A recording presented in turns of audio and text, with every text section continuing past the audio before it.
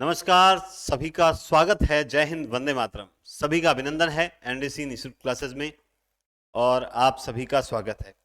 तो पिछली क्लास में आपने भक्ति काल के बारे में बहुत सी नई चीजें जानी। साथ में आपने जो द्वैतवाद, अद्वैतवाद, विशिष्टाद्वैतवाद, शुद्धाद्वैतवाद, उनके बारे में अंतर जाना कि अद्वैतवाद जो है वो कैसे भिन्न है और कबीर जो है अद्वैतवाद से कैसे प्रभावित है। ठीक है। इसके अलावा एक चीज बताता हूं दोस्तों, आपको ये महसूस हुआ होगा पहले भी। जैसे एक मेरे बहुत अजीज हैं, जैसे यहाँ आप देख सकते हैं कि स्कूल स्कूल में क्या मात्रा ये होती है कि स्कूल में मात्रा ये होती है प्लस शुद्ध कौन सा होता है, हिंदी। इसमें हम इस तरह नहीं लिखते बल्कि क्या लिखते हैं, हम हिंदी ऐसे लिखते हैं ऊपर बिंदी लगा के, ऐसे ही लिखते हैं ना, हिंदी बिंदी लगा के। खैर, थंबनेल है, इसको मेरी हिंदी से ना जोड़ा जाए। ठीक है। तो ये गलतियां रह गई है और इमरजेंसी में आप जानते हैं कि थंबनेल चेंज करवाने का समय नहीं है अपने पास में। और जो अच्छे अभ्यर्थी हैं वो सिर्फ कंटेंट पे ध्यान देते हैं, गलतियों पे नहीं। चलिए, तो आज हम आगे की क्लास लेंगे, बहुत ही शानदार क्लास है। आज हम पढ़ेंगे दादू के बारे में, कबीर के बारे में काफी कुछ। अरे हाँ, एक गलती रही थी उस दिन। एक ग्रंथ था सिद्धांत पंचमात्रा, ये ग्रंथ आया था, उसमें मैंने करेक्शन जो है वो करवाना भूल गया। वो था राघवानंद का और गलती से लिखा हुआ था रामानंद, तो वो मैं बता दूं वो गलत था, राघवानंद होगा उसका राइट आंसर। कमेंट में भी देखा थे मैंने, बिल्कुल सही है, आप लोग सही हो कमेंट्स में, एकदम ओके। ठीक है, तो ये गलती सुधर गई। अब देखते हैं, आज हम जानते हैं दादू। दादू का जन्म हुआ था 1500, लेकिन दादू से पहले शायद रैदास वगैरह नहीं है क्या? यहां तक तो हमने पढ़ लिया था, यहां तक हो गया था। ठीक है। हाँ, दादू के बारे में आप देखिए, दादू का जन्म हुआ था 1544, यानी यूं कह सकते हैं दादू ने दो चौके लगाए थे। क्या लगाया था? दादू ने दो चौके लगाए थे। इनका जन्म अहमदाबाद में हुआ था। दादू पंथ का प्रवर्तन किया था। ये दादू पंथ बोल दो, चाहे आप इसे परम ब्रह्म संप्रदाय बोल दो। पहले आप जानते हैं कि इनकी रचनाओं में कबीर जो शब्द है वो बहुत बार आया था, यानी ये कबीर की परंपरा के ही संत थे। ठीक है, इसीलिए इनको राजस्थान का कबीर भी बोला जाता है। साथ में इन्होंने परम ब्रह्म संप्रदाय चलाया था, यानी ये भी ब्रह्म पर बहुत ज्यादा लिखते थे, कबीर की तरह ब्रह्म से जोड़ने का प्रयास करते थे। तो इन्होंने परम ब्रह्म संप्रदाय चलाया। वो कालांतर में आके किस नाम से जाना गया? दादू पंथ के नाम से जाना गया। तो दादू पंथ और परम ब्रह्म संप्रदाय कोई अलग अलग नहीं है, इसका रूपांतरण यानी इसका जो कालांतर में नाम दादू पंथ हो गया था। विद्वानों के अनुसार इनके गुरु का नाम था वृहद भगवान। क्या नाम था इनके गुरु का? नाम वृहद भगवान। ठीक है। और अपनी व्यंग्य धर्मिता के कारण ये राजस्थान के कबीर कहलाते हैं। अकबर के समकालीन थे, ध्यान रखिएगा। काव्य भाषा इनकी ब्रज है और राजस्थानी खड़ी बोली मिश्रण है। आप ये भी पढ़ते होंगे कि दादू का जो अधिकांश साहित्य है वो ढूढ़ाड़ी भाषा में। क्या ऐसा पढ़ते हैं या नहीं पढ़ते हैं, बताओ देखें। ठीक है। इसके अलावा राजस्थान के प्रथम संत कहलाते हैं, बिल्कुल राजस्थान के कबीर कहलाते हैं व्यंग्य धर्मिता के कारण, और इनको राजस्थान का प्रथम संत भी कहा जाता है। इन्होंने ही शायद, मैंने जहां तक मुझे याद है, इन्होंने ही लिखा था, मतलब जो मांस मीट खाने वाले व्यक्ति होते हैं उनके बारे में इन्होंने लिखा था कि, दोहा मुझे याद नहीं, मुझे उसकी हिंदी याद है कि मतलब जब हम शमशान में जब मुर्दे को जलाकर आते हैं, किसी बॉडी को जलाकर आते हैं, तो हम घर आकर जो है वो स्नान करते हैं। इसका मतलब हम शमशान को अपवित्र नहीं मानते हैं कि भाई एकदम गंदी नहीं, शमशान तो बहुत पवित्र जगह, शिव जी का वास होता है। लेकिन हम शमशान में से आने के बाद में क्या करते हैं, हम आकर स्नान आदि करके फिर घर के अंदर प्रवेश करते हैं, ये ऐसा होता ही है। तो ये कहते हैं जो लोग मांस मीट खाते हैं वो तो अपनी थाली में ही शमशान बना लेते हैं। अब आप में से भी कोई खाने वाले होंगे, मैं उन पर व्यंग्य नहीं कर रहा हूं, मैं दादू की जो प्रवचन है मांस मीट के बारे में वो बताने का प्रयास कर रहा हूं कि जो मांस मीट खाते हैं वो तो अपनी थाली में ही जो है वो कहीं ना कहीं मसान बना लेते हैं, ऐसा इनका मानना था। मतलब ये प्रचार प्रसार इसी प्रकार करते थे कि भाई मांस मीट जो है इनसे दूर रहा जाए। अब ऐसा तो जो शराब बंदी के लिए कितने प्रयास किए जाते हैं, जो शराब पीने वाले होते हैं वो दूर होते हैं क्या? नहीं होते हैं, सबके अलग अलग थिंकिंग है। और छोड़िए, मैं उलझ बहुत जाता हूं, एक मेरी गंदी आदत बहुत है। हाँ, नरेना, जो आप नरेना पढ़ते हो, ठीक है, या नारायणा में इनकी क्या है? प्रमुख पीठ है। यहां पर कहां पर है? यहां एक पहाड़ी है जिसका नाम है भराने की पहाड़ी। क्या नाम है? भराने की पहाड़ी। यहां पर इनकी प्रमुख पीठ है। और ये प्रसिद्ध क्यों है? ये प्रसिद्ध क्यों है? क्योंकि नारायणा की जो भराने की पहाड़ी है, यहीं पर इन्होंने क्या किया था? अपना शरीर त्याग किया था। जो शरीर जो त्याग किया था वो यहीं पर किया था। इनका अधिकांश साहित्य ढूढ़ाड़ी भाषा में है। मैंने आपसे भी पूछा था थोड़ी देर पहले। रज्जब, आप जानते हैं कि दादू के कुल 52 शिष्यों का उल्लेख मिलता है। कितने शिष्यों का? 52 शिष्यों का उल्लेख मिलता है, जिन्हें 52 स्तंभ भी कहा जाता है। क्या कहा जाता है? 52 स्तंभ कहा जाता है। उनमें से इनके जो मतलब बहुत ही ज्यादा, ये कह सकते हैं सर्व प्रमुख या फिर जो प्रिय जो थे, वो कौन थे? एक तो थे रज्जब। रज्जब थे। कौन थे? रज्जब थे। ठीक है, प्रिय शिष्य थे रज्जब, इनके प्रिय शिष्य थे। जगन्नाथ दादू पंथ की गद्दी नारायणा जयपुर में है। ठीक है, अब ये अलवर जयपुर वाले में उलझना मत, ये जीके नहीं है। यहां पे नारायणा जयपुर ही लिखा हुआ होता है किताबों में, और हम यही पढ़ेंगे। ठीक है, उसके बाद में है हरड़े वाणी। हरड़े वाणी ग्रंथ जो है वो जगन्नाथ और संत दास द्वारा संकलन है। हरड़े वाणी में है क्या? दादू के द्वारा जो प्रवचन दिए गए थे उन्हीं का संकलन क्या है? हरड़े वाणी। और वो किसने किया था? जगन्नाथ और संत दास ने। किसने किया था? जगन्नाथ और संत दास ने किया था। ठीक है, और अंगवधु, अब हुआ क्या? जब संकलन कर दिया था हरड़े वाणी का जगन्नाथ और संत दास ने, इसी चीज का यानी वापस एक बार पुनः यानी दोबारा जो दादू की वाणियों का संकलन किया गया वो किया था रज्जब ने। और किस नाम से किया गया था? अंगवधु। यानी दोनों में मैटर सेम ही है, किताबों का नाम अलग अलग है। बात समझ रहे हो? मार्केट में पढ़ते हो ना, हिंदी साहित्य का वस्तुनिष्ठ इतिहास, हिंदी साहित्य का संक्षिप्त इतिहास, हिंदी साहित्य का दिग्दर्शन, हिंदी साहित्य का हिंदी साहित्य की वैचारिक पृष्ठभूमि, मैटर अंदर क्या है? सेम ही है। सेम ऐसे ही संकलन रज्जब द्वारा। दादू दयाल संकलन करता, दादू दयाल जो मतलब रचनावली है उसके संकलन करता है परशुराम चतुर्वेदी। कल मैंने एक बार के लिए जो गलत बता दिया था वो यही थे, परशुराम चतुर्वेदी का नाम यहां लेना था मुझे। ठीक है, अब आपसे पूछ लिया जाए कि दादू के उत्तराधिकारी कौन है? दादू के उत्तराधिकारी जो हैं वो किसको माना जाता है? तो इनके पुत्र जो थे वो नाम क्या है? गरीब दास और मिस्किन दास। मिस्किन दास ये थे, आप जानते हैं, गरीब दास और मिस्किन दास। ठीक है, और यूं भी कह सकते हैं कि दादू के बारे में खास बात भी बता सकता हूं कि दादू एक ऐसे संत हैं जिन्होंने निर्गुण होते हुए भी सगुण के महत्व को स्वीकार किया। और ये बात मैंने कल भी आपको बताई थी। हमारे सामने जो साहित्य प्रस्तुत किया गया था एक समय तक, या यूं कह सकते हैं कि तब तक हम अच्छी अच्छी किताबों से दूर थे, तब तक हम यही मानते थे कि मतलब सगुण बेकार, सगुण बेकार। मैं आपको बताता हूं, इतने मतलब काफी दिनों से जो पढ़ रहा हूं मैं, उसके अकॉर्डिंग ये चीज निकल के आती है कि जो निर्गुण संत हैं उन्होंने ये कहा है कण कण में ईश्वर है। बिल्कुल है, वो कहते हैं, वो बोलते हैं केवल पत्थर पूजने से जो है वो ईश्वर नहीं मिलता। तो उस शब्द के आगे क्या है? केवल पत्थर पूजने से। लेकिन केवल हटा दिया और कह दिया, बोला ये कहते हैं पत्थर पूजने से हरि नहीं मिलता। केवल पत्थर पूजने से हरि नहीं मिलता, बल्कि आपके दया धर्म का मूल है। दया होनी चाहिए हमारे जीवन। तो हमें जो साहित्य पढ़ाया गया उसमें केवल और केवल इनको एकदम एक साइड खड़ा कर दिया कि निर्गुण है।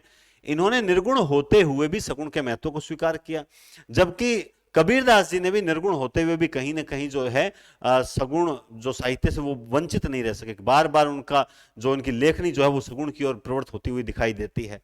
ठीक है, तो इसके संकलन करता है परशुराम चतुर्वेदी। राजस्थान के प्रथम संत नारायण इनकी प्रमुख पीठ है। इनका अधिकांश साहित्य ढूढ़ाड़ी भाषा में। रज्जब इनके प्रिय शिष्य थे। दादू पंथ की गद्दी नरैना में है। इन्होंने शरीर भी यहीं त्यागा था। और इनके जो उत्तराधिकारी हैं उनका नाम क्या है? गरीब दास और मिस्किन दास है। इसके अलावा आपसे अगर कुछ पूछा जाएगा तो दादू में से कुछ नहीं पूछा जाएगा। मस्त रहो आराम से। आगे आप पढ़ेंगे सुंदरदास, सुंदरदास। आप इसको सुंदरदास नहीं, आप इसको छुंदरदास पढ़ो। छुंदरदास पढ़ोगे 2 मिनट बाद ये याद हो जाएगा और आपको जिंदगी में दोबारा देखने की जरूरत। छठ सुंदरदास का जन्म 696 में हुआ था। छठ सुंदरदास का जन्म 696 में हुआ था। छठपुर में हुआ था, दौसा नामक ग्राम में हुआ था। इनके कुल 42 ग्रंथ माने हैं। अब यहां पे सुंदरदास के 46 मत कर देना, ये सुंदरदास जी हैं, 42 ग्रंथ हैं। और इन्होंने ज्ञान समुद्र लिखा था, सुंदर विलास लिखा था, ज्ञान समुद्र लिखा था, सुंदर विलास लिखा था।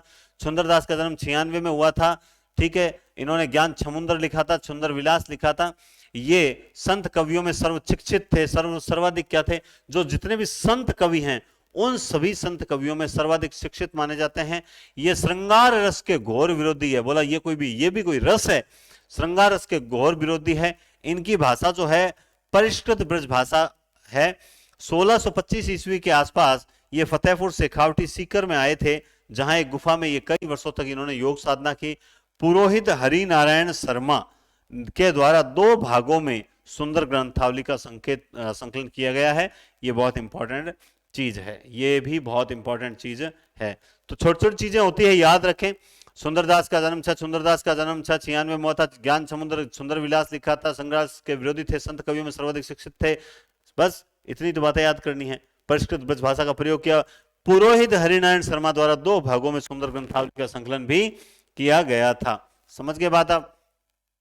अब जैसे जन्म याद रहो, देखो सबसे पहले रैदास का जन्म आपसे पूछ लूं तो कब हुआ था? अक्सर हम किताब में पढ़ते हैं कि मीरा और रैदास का जन्म जो है वो एक ही समय में हुआ था। ये पढ़ते हैं ना कि वो उनके समकालीन थे। लेकिन देखो किताबों में अभी जो पढ़ने में आ रही है, उन सभी किताबों में जो है रैदास का जन्म 1388 माना जाता है।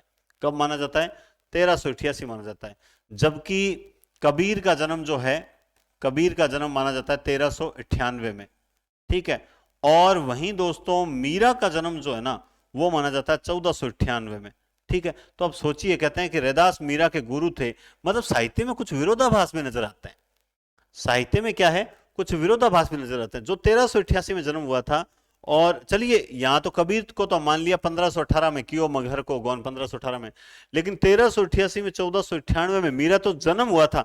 तो जन्म होते हुए गुरु थोड़ी बना लिया था। लेकिन ये क्या है, कुछ ऐसी विरोधाभास बातें हैं जिन पर ज्यादा डीप जाने की प्रयास कब करो, जब आप एकदम नौकरी लग जाओ, सिलेक्शन हो जाए, बढ़िया आप होगा कि बस अब मुझे इससे आगे तैयारी नहीं करनी, तब इन चीजों के बारे में खोज करो। तब तक सिर्फ यह है कि डाटा क्या कह रहा है, डाटा कह रहा है कबीर 1398, मीरा 1498, मीरा के गुरु रैदास थे। और मीरा ने, अब गुरु बनाने के लिए कोई जरूरी है क्या कि वो जीवित होना चाहिए? आप में से बहुत से ऐसे साथी होंगे जिन्होंने नेपोलियन बोनापार्ट को पढ़ा होगा। पढ़ा है क्या? वाटरलू के युद्ध में 6 साल, वाटरलू के मैदान जो युद्ध हुआ था उसमें एक तरफ इतनी 5 देशों की सेनाएं थी और एक तरफ नेपोलियन बोनापार्ट की सेनाएं थी। लेकिन नेपोलियन बोनापार्ट की क्या जीवनी है, उस व्यक्ति कहां वो एक सैनिक से लेकर कहां राजा बनता है, कहां 5 देशों की सेनाओं को वो जो है मतलब नाको चने चबवा देता है। बहुत बढ़िया, अगर आपने पढ़ा हो तो आपको पता है ना। तो अब जैसे ये चीज मैंने आपको बताई, ये चीज क्या मेरे काम आएगी? क्या मैं ऐसी तैयारी नहीं करता जहां मेरे नेपोलियन बोनापार्ट काम आए? जैसे मैंने एक जगह पढ़ा था कि किसी ने बहुत बढ़िया बात कही है कि अगर हिटलर जो है, मतलब एक बताया कि नृत्य जो होता है ना, संगीत नृत्य, तो नृत्य जो होता है वो मतलब एक तरह से क्या होता है कि नृत्य में मतलब ईश्वर की आराधना होती है। ईश्वर की आराधना है नृत्य। मतलब जो संगीत वाले हैं वो नृत्य को बहुत बड़ी चीज मानते हैं। तो अपन तो महत्व नहीं समझते। तो नृत्य क्या है? वो बोलते हैं ईश्वर की आराधना ही नृत्य है। जब नृत्य में पूरे तन मन शरीर, पूरे हम तन और मन से जब मतलब कुछ हलचल करते हैं तब जाके हमें ईश्वर प्राप्त होता है। नृत्य भी एक ऐसी चीज है। तब वो लिखते हैं कि अगर हिटलर 15 मिनट भी एक बार जीवन में नृत्य कर लेता ना तो शायद वो इतना तानाशाह नहीं बनता। तो ये ज्ञान की बात है जो आपके सिलेक्शन के बाद काम आ सकती है। हमें डाटा चाहिए। डाटा बोलता है रैदास का जन्म 1388 में हुआ था, कबीर का 1398 में हुआ था, मीरा का 1498 में हुआ था, दादू ने 2 चौके लगाए थे 1544 में हुआ था, सुंदरदास का जन्म 1596 में हुआ था, जबकि मलुकदास का जन्म 1574 में हुआ था। डाटा ये कहता है, डाटा को याद करके चले।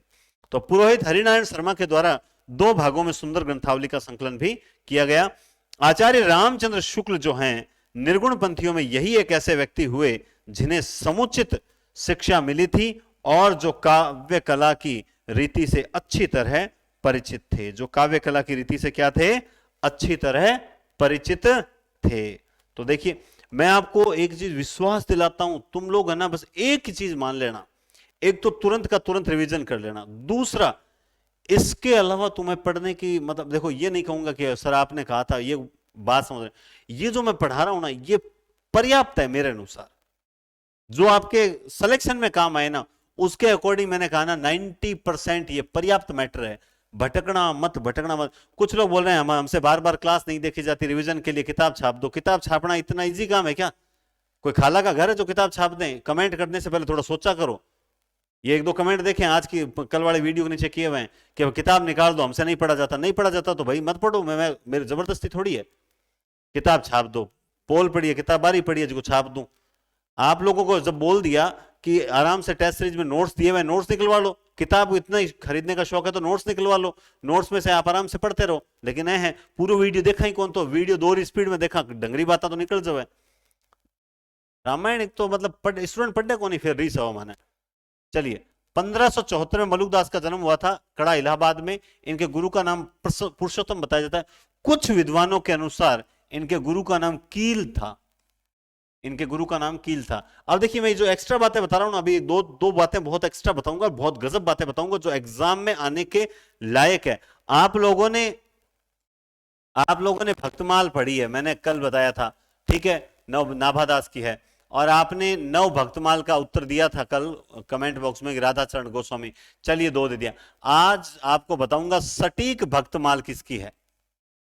आपने पढ़ा है क्या? तो फिर कमेंट बॉक्स में कर दो सटीक भक्तमाल। ये भी बहुत इंपॉर्टेंट ग्रंथ है अपने आप में, लेकिन खैर आज तक पूछा नहीं गया तो हमारे लिए इंपॉर्टेंट नहीं है सर। अब ये दोनों पूछ लिए गए, ये इंपॉर्टेंट है। तीसरा यही है, ध्यान रखना। पुरुषोत्तम इनके गुरु हैं, भाषा अवधि हैं और ब्रज, दोनों प्रकार की भाषाओं में इन्होंने लिखा था। मलुकदास इनकी बहुत इंपॉर्टेंट रचना है ज्ञान बोध। ध्यान रखना, कंफ्यूजन अभी नहीं होगा, वहां हो जाता है। ज्ञान समुद्र रचना है किसकी है? ज्ञान छमुंदर छुंदरदास की, ज्ञान छमुंदर छुंदरदास की। लेकिन ज्ञान बोध जो रचना है वो मलुकदास की रचना है और ये 5 खंडों में है। ये जरूर याद रखना, कितने खंडों में है? 5 खंडों में ये रचना है। इसमें भक्ति, ज्ञान, वैराग्य, निर्गुण की उपासना, निवृत्ति, मतलब भक्ति है, ज्ञान है, वैराग्य है, निर्गुण की उपासना है, निवृत्ति है, इसका वर्णन किया गया। तो आपको यह नहीं पूछा जाएगा, लेकिन ज्ञान बोध किसकी रचना है और कितने खंडों में है, यह आपसे जरूर पूछा जा सकता है। रतन खान 10 परिच्छेदों में रचना है। इनकी एक रचना और है रतन खान, और ये रतन खान कितने परिच्छेद की रचना है? ये 10 परिच्छेद की रचना है। अगर मलुकदास में से रचनाएं पूछी जाएगी तो 2 नहीं, एक ये भी रचना है मलुकदास की। ये दोनों चारों याद कर लो, क्योंकि मलुकदास ही है संत में जिसके बारे में थोड़ा सा। अब आपको याद है क्या कबीर की हमने कौन कौन सी रचना पढ़ी थी? मोहम्मद बोध पढ़ी थी, रेखता पढ़ी थी, विवेक सागर पढ़ी थी, विचार माला पढ़ी थी कि नहीं पढ़ी थी? बीजक पढ़ी थी कि नहीं पढ़ी थी? आपको अब मैं क्यों धीरे धीरे बोल रहा हूं, क्यों आपको याद आना चाहिए कि यार 1-2 रचना और पढ़ी थी। मैं गारंटेड बोल रहा हूं एक रचना और पढ़ी थी आपने, लेकिन आपको याद नहीं आ रही है। और इसी तरह से ये रिवीजन, इसीलिए मैं आपको बोल रहा हूं कि आप लोग एक चीज सोच के देखिए। पहले चलो मैं इसको बता देता हूं, आप लोग ध्यान से देखना। तो मलुकदास का जन्म 1574 में हुआ था, क्योंकि 1544 में दादू का जन्म हुआ था और 1574 में मलुकदास का स्थान कड़ा, पुरुषोत्तम गुरु, भाषा अवधि, ब्रज दोनों। ज्ञान बोध रतन खान, ज्ञान प्रोची और बारखड़ी। ज्ञान बोध 5 खंडों में है, रतन खान 10 में है, ज्ञान प्रोची और बारखड़ी इनकी रचनाएं। अब आप एक चीज सोचो, देखो भाई, आप लोग कई बोले सर आप इसके जो है रेट डाउन कर दो। मैं आपको बताता हूं, इस बार जब मैं कुछ क्लासेस भी वहां देने वाला हूं, क्या देने वाला हूं, उस वो नाम जरूर टेस्ट सीरीज है, लेकिन उस टेस्ट सीरीज में आपको कुछ क्लासेस भी मिलेंगी, सबसे बड़ी बात है। तो फिर आप इस चीज को समझें। इससे कम अगर आपको, आप 4500 5-5 हजार 6-6 हजार में कोर्स खरीदेंगे तो आपकी इच्छा है वो खरीदो, कोई दिक्कत नहीं। आपको लगता है कि कोई चीज अगर कम मात्रा, मतलब कम चार्ज में दे रहे हैं तो वो चीज में कोई वैल्यू नहीं होगी, लेकिन ये तो निःशुल्क भी दे रहे हैं, इसकी वैल्यू बहुत है। और इसकी वैल्यू, मुझे ज्यादा स्टूडेंट नहीं चाहिए, मुझे 1000 फर्स्ट ग्रेड वाले स्टूडेंट चाहिए। मैं दावा कर सकता हूं इन 1000 के 1000 स्टूडेंट ये रेगुलर क्लासेस देख लेना, तुम्हारा सिलेक्शन ना हो जाए तो फर्स्ट पेपर थोड़ा कवर करवाएंगे। अब फर्स्ट पेपर भी मैं शुरुआत करूंगा, फर्स्ट स्कूल लेक्चरर का फर्स्ट पेपर भी मैं बहुत जल्द शुरुआत करने जा रहा हूं।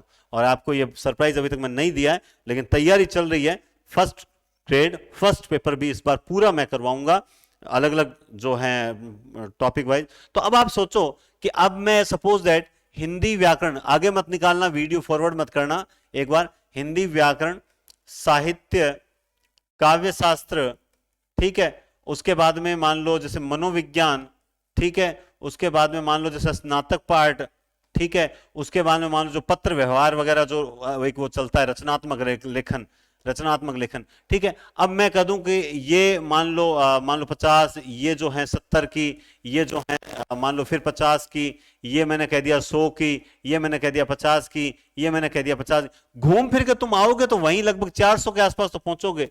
तो मैं आपको जो पूरी टेस्ट सीरीज दे रहा हूं, प्लस आपको सबसे बड़ी बात है नोट्स जो हैं वो प्रिंट, देखिए क्लास के नोट्स के अलावा नोट्स प्रिंट अपने पास में होने चाहिए। आपको प्रिंट के लिए नोट्स मैं उपलब्ध करवा रहा हूं, वो छोटी बात नहीं है, बहुत बढ़िया नोट्स हैं। पुराने जो स्टूडेंट्स हैं उनके फोन आ रहे हैं, मैंने उनको बोल दिया एक बार आप प्रिंट मत निकलवाना, आपके पास पहले से पड़े हुए हैं।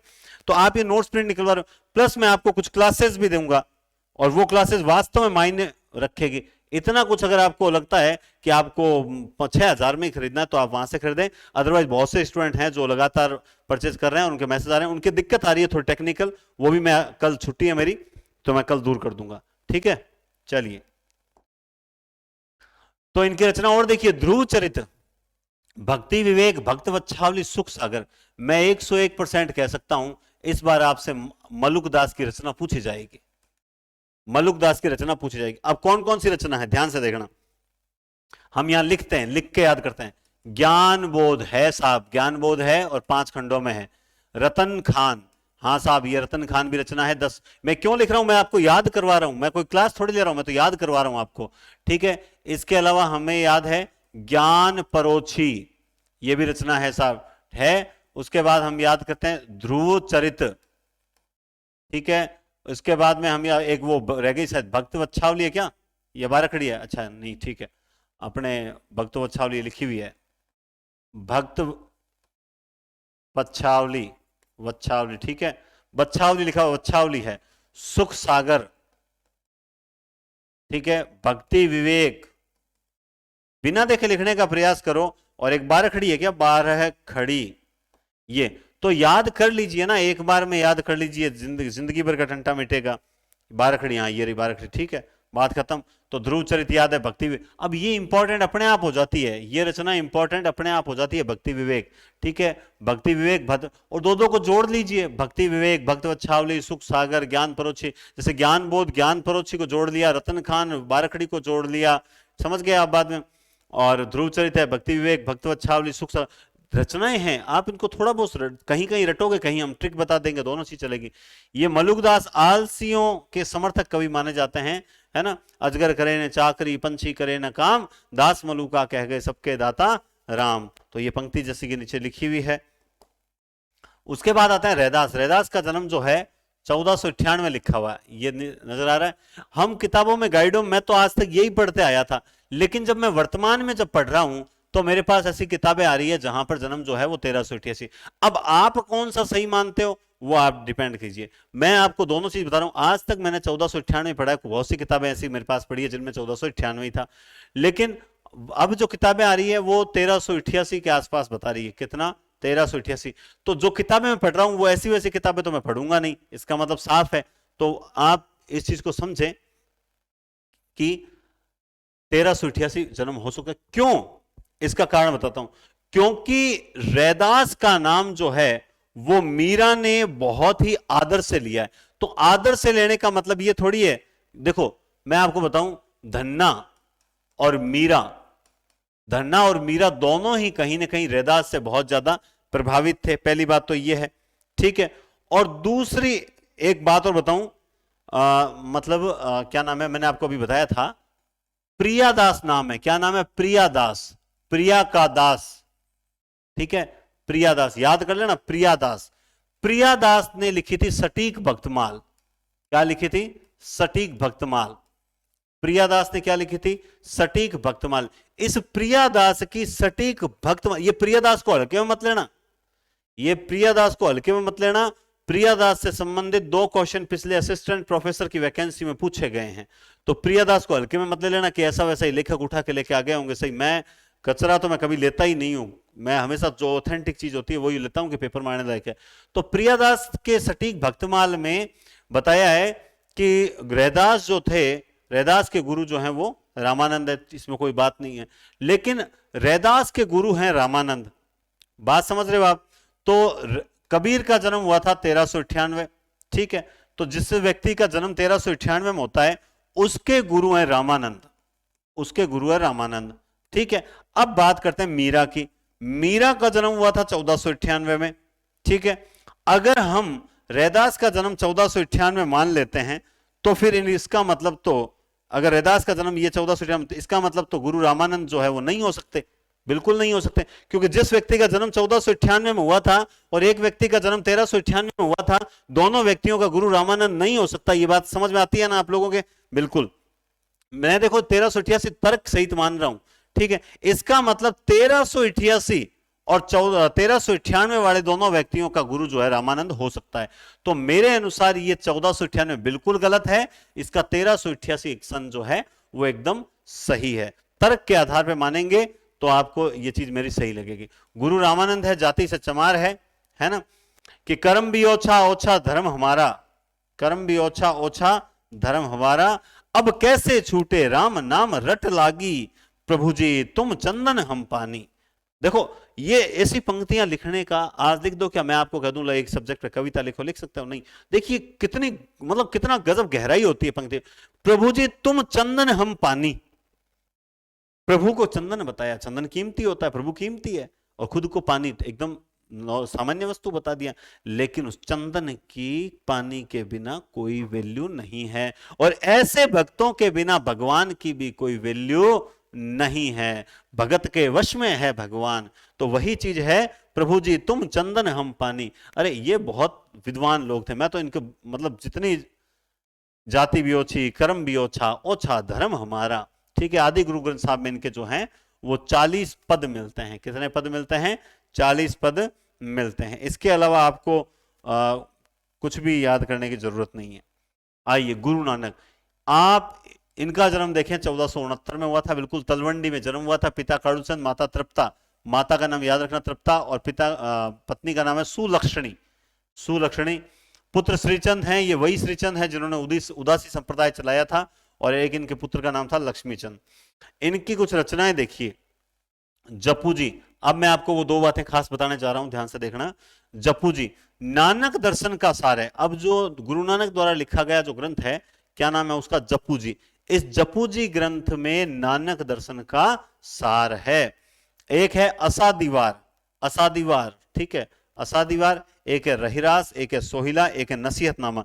नसीहतनामा इनकी खड़ी बोली में लिखी हुई रचना है। तो जपू जी, असादीवार, रहिरास, सोहिला, नसीहतनामा, रचना याद करनी पड़ेगी।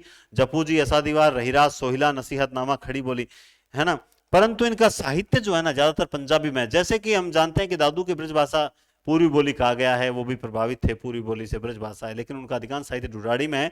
तो इनका भी अधिकांश साहित्य जो है पंजाबी में है, लेकिन इनकी नसीहतनामा जो है, नसीहतनामा रचना खड़ी बोली में है। इनके द्वारा रचित पदों को गुरु ग्रंथ साहिब के महिला प्रकरण में शामिल किया गया है। तो ये तो हो गई नॉर्मल बातें, लेकिन दो बात बड़ी खास है।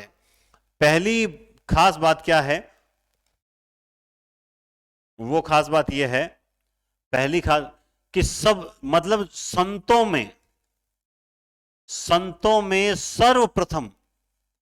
सर्वप्रथम विदेशी आक्रमणकारियों, जो विदेशी आक्रांता थे, विदेशी आक्रांता के खिलाफ गुरु नानक ने, इन्होंने ही लिखा था। संतों में सबसे पहले विदेशी आक्रमणकारियों के विरुद्ध लिखने वाले जो व्यक्ति थे वो अपने आदरणीय गुरु नानक जी थे। एक तो ये बात बहुत इंपॉर्टेंट है। दूसरी एक बात और इंपॉर्टेंट है कि ये एकमात्र ऐसे संत थे, एकमात्र संत थे। देखो जब मैंने बात बोल दी एकमात्र संत थे, इसका मतलब कुछ विशेष बात निकल के आएगी। एकमात्र संत थे जिन्होंने नारी निंदा नहीं की, जिन्होंने क्या नहीं की? नारी निंदा नहीं की। मैं कहता हूं आप किसी भी किताब के अंदर, किसी भी नोट्स में ये चीज नहीं पढ़ोगे। ये चीजें जो है वो गहराई से पढ़ने पर निकल के आती है कि मुझे कौन सा पता थी। अरे साहब मैंने कहा ना कि जो लगातार पढ़ता रहेगा वो नया सीखता रहेगा। आप उसकी विद्वता का मुकाबला ही नहीं कर सकते। अगर मैं आज ही first grade second grade college lecturer बन के रुक जाता हूं और वहीं एक बच्चा लगातार साहित्य पढ़ता रहता है 15 साल तक, तो वो मुझसे 1000 गुना आगे हो जाएगा। इसलिए ज्ञान पर घमंड नहीं। आगे देखिए, तो नारी की निंदा नहीं की एकमात्र संत है गुरु नानक, जिन्होंने नारी की निंदा नहीं की। और संतों में सबसे पहले विदेशी आक्रांताओं के खिलाफ लिखने वाले जो व्यक्ति थे वो कौन थे? यही थे। ठीक है, हाँ, इसके अलावा ये हो गया। ठीक है, अब देखते हैं कौन बचा। हाँ, संत हरिदास निरंजनी। आप जानते हैं संत हरिदास निरंजनी को, इनके बारे में भी आप जानते हैं। ये निरंजनी संप्रदाय के कवि थे। इस संप्रदाय को नाथ पंथ एवं संत काव्य के बीच की कड़ी माना जाता है। यानी जो नाथों से जो चीजें हम पढ़ते हैं कि नाथों से ये चीजें जो है कबीर में आई है, ठीक है, तो ये नाथों से डायरेक्ट कबीर में कैसे आ गई? बीच में कई वर्ष बीत गए थे। तो यानी नाथों से ये चीजें जो है वो हरिदास द्वारा रचित एक संप्रदाय हुआ था, निरंजनी संप्रदाय। इसके माध्यम से जो है वो चीजें धीरे धीरे कबीर तक पहुंची। यानी ये नाथ और कबीर यानी संत काव्य, कबीर को मैं क्या कहूं, मैं संत बोल दूं, संत काव्य के बीच की कड़ी माना जाता है। और इसके लिए इनके प्रमुख ग्रंथ देखिए, अष्टपदी, हंस प्रबोध ग्रंथ, समाधि जोग ग्रंथ, संग्राम जोग, पूजा जोग। निरंजनी संप्रदाय का मूल स्रोत है नाथ संप्रदाय। ये ग्रंथ जो हैं वो आपके सेकंड ग्रेड फर्स्ट ग्रेड की दृष्टि से कोई काम के नहीं है, क्योंकि इससे बाहर मतलब इतने डीप ग्रंथ भी नहीं पूछे जाएंगे आपको। तो ये हो गया आपका संत हरिदास निरंजनी। ठीक है, अब बात है रज्जब तूने गज्जब किया। गज्जब कैसे किया? रज्जब ने गज्जब ऐसे किया कि रज्जब आजीवन दूल्हे के वेश में रहे, आप सब जानते हैं। और इनकी एक रचना है सब्बंगी। क्या रचना है? सब्बंगी। इसमें जितने भी निर्गुण संत कवि हैं उनके द्वारा रचित जो पदों को समावेश किया सब्बंगी में। ठीक है, रज्जब वाणी आप खुद के प्रवचन जो हैं वो रज्जब वाणी में हैं, और निर्गुण संत कवियों के जो प्रवचन मिलते हैं आपको वो सब्बंगी मिलते हैं। 1567 जन्म बताया जाता है। दादू दयाल की रचना अंगवधु नाम से लिखी थी। ये रचनाओं का संकलन नहीं है। हम लोग किताबों में जो पढ़ते हैं, भाई मेरे भी तो नोट्स किताबों से ही बनाए हुए हैं, तो ये गलत है। बल्कि दादू दयाल की जो वाणी थी, मतलब उनके द्वारा दिए गए जो प्रवचन थे, उनका संकलन जो है वो अंगवधु नाम से किया था।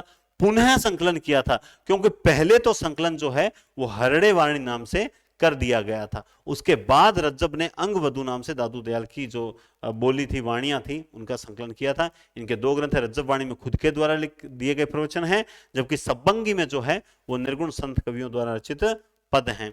और ये आजीवन जो है वो दूल्हे के वेश में रहे थे। और इसी के साथ आपकी ये क्लास समाप्त होती है। संत काव्य जो है वो समाप्त होता है।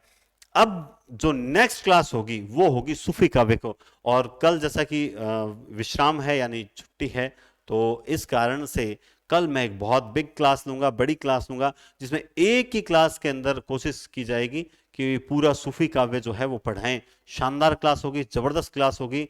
एक ही क्लास में आपका किस प्रकार से, कल पूरी ट्रिकी क्लास है, कल पूरी जो है वो ट्रिकी क्लास है, एकदम ट्रिक्स पे चलेगी। पूरा सूफी काव्य आपके उंगलियों पे होगा। और आपने आज तक इतना बेस्ट तरीके से, फ्रेशर स्टूडेंट को बोल रहा हूं मोस्टली, इतना बेस्ट तरीके से सूफी काव्य को आप एक ही दिन में याद कर पाओ, आज तक आपके साथ ऐसा नहीं हुआ होगा, जो कि आप कल की क्लास में देखोगे। तो तैयार रहें, और उम्मीद करता हूं आज की क्लास भी आपको ढंग से लगी। मैं फिर से कह रहा हूं दोस्तों, हिंदी पॉइंट एप्लीकेशन जो है वो डाउनलोड करें, और वहां से आप second grade, first grade, net, set या फिर एक संपूर्ण कोर्स चल रहा है, उसमें से कोई सा भी एक परचेज करें। उसके साथ आपको नोट्स मिलेंगे, नोट्स निकलवाएं। डिट्टो यही नोट्स हैं, ताकि नोट्स प्रिंट आउट निकलवा लें, तो फिर इसके साथ साथ जो मैं कुछ नया ऐड करवाता हूं उसमें ऐड कर लें। उसी को बार बार पढ़ना है, न कि नई चीजों को पढ़ना है। ठीक है, मानो तो मां गंगा हूं, न मानो तो बहता पानी। मानो तो सिलेक्शन के द्वार खुल जाएंगे, न मानो तो उसके जिम्मेदार आप खुद ही हैं। धन्यवाद, बहुत बहुत शुभकामनाएं।